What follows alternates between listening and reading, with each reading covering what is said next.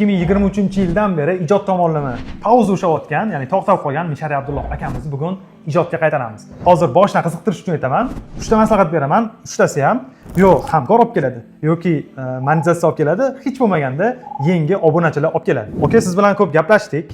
Sizni xohishlaringiz, nima baryerlarni, to'siqlar borligi va uni yechimlarini ko'rib chiqdik. Endi shulardan kelib chiqib men sizga hozir 3 ta maslahat sanab beraman. Birinchisi, Telegram yopiq kanal ochilish mumkin va unda siz she'rlar, hikoyalar yoki mashhur odamlar bilan duet, ya'ni kimdir bilan birga etib yoki suhbat, hikoyani qaysidir joyini olib chiqib oxirida davomi Telegram kanalimizda yoki yanada ko'prog'ini ko'rishni xohlasangiz, Telegram kanaliga o'ting. Sifatida call to actionlar berib ketasiz. O'zi menda ham to'xtalish bo'lib turdi anchadan beri.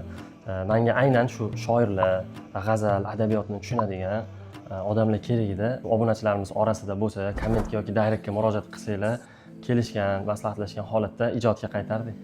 Mana ikkinchisi bu yoqda biznes nuqtai nazardan kontent qilish. Hozir parfyum sohasiga kirmoqchi bo'lganlar yoki shu sohada turib rivojlanmoqchi bo'lgan odamlar bor. Shularga bu yo'lga kelguncha nimalarga e'tibor berdingiz? Qanaqa insightlar bo'ldi deydi-yu. Shularni yoritib beradigan kontentlarni yo'lga qo'yish kerak.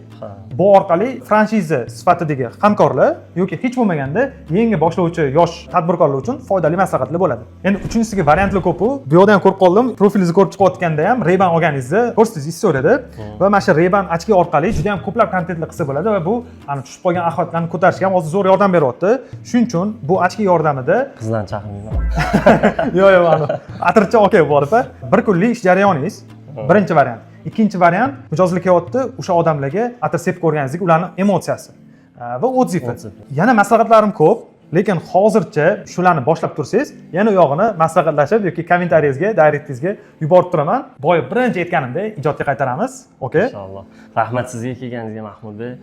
Ancha zo'r maslahatlarni oldik. Endi bunga ozgina shu sababini qilsak, balki boshlavoramiz, xudo xohlasa. Xuddi shunaqa. Balki emas, okey, xudo xohlasa boshlaymiz. Men buni kontrol qilib turaman.